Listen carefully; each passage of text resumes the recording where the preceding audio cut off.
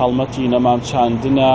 لە سنووری قەرەتەپەوە لەو شوێنانی کە شەڕیان تێدا بووە بۆ خزمەتکردنی ژینگەیە و ناوجانە، چونکە لە هەر کاتێکدا شەڕ لە هەر شوێنێک بووبێت کۆمەڵێک کێشە و گروپێکی ژینگەیی دروست دەبێت. من میوانێکم لە یاکەوی سەرۆرقەرەداغی بەرپرسی ئەو هەڵمەتەیە دەچمە لای سەروەر بۆی کە زانیاری زیاترمان باتێ لەسەر چۆنێتی هەڵمەتەکان.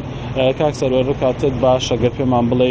ئەم هەڵمەتە چییە و چۆن دەست پێکەن و بۆ قەرەتەپەشتان هەڵبژاردووە؟ بەڵێ هەموو کاتێکی ئێوەش باش بە ناوی خوای گەورە و میهرەبان دیارە ئێمە ئەمڕۆ وەکو ڕێکخراوی سروشتی کوردستان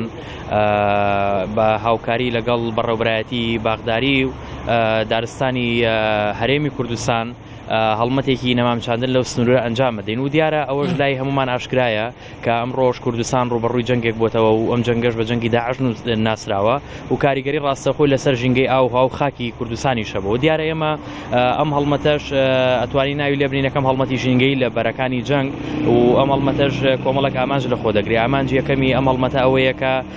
لەم ڕێگەیەوە ئەو پەیامە بگەێنین بە حکوومەتی هەرێمی کوردستان و بە تەواوی با بڵێن وڵاتانی دراوسێ و ڕێکخراو نێودەوڵەتیەکان کە لە بواری ژینگە کار دەکەن کە ئەم جەنگە کاریگەری ڕاستەخۆ لەسەر ژینگە هەبوو بۆ هەبێت هەوڵ بدرێت بۆەوەی لە دوای ئەم جەنگە هەوڵ بدرێت بۆ کەمکردنەوەی ئەو زیانانی کە گەێنراوە بە ژینگەی ناوچەکە و هەڵمەتێکی تریش ئەوەیە کە بە تەواوی کۆمەڵانی خەڵکی کوردستان و بە تەواوی خەڵکی جیهانیش بڵێن کە تەنها پێشمەرگە گەلێک ناپارێزێ بەڵکوم ئەوە پێشمەرگەیە کە تەواوی مرۆڤایەتی دەپارێزێ و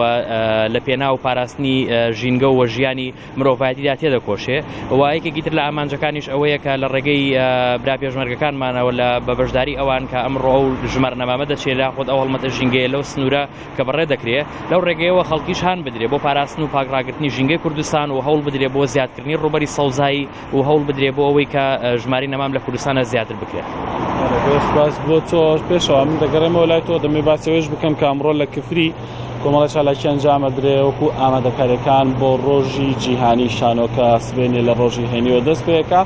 و ئەو چالاکیانە خۆی لە کۆمەڵێک شانۆ و کاری هونەری دەگرێتەوە کە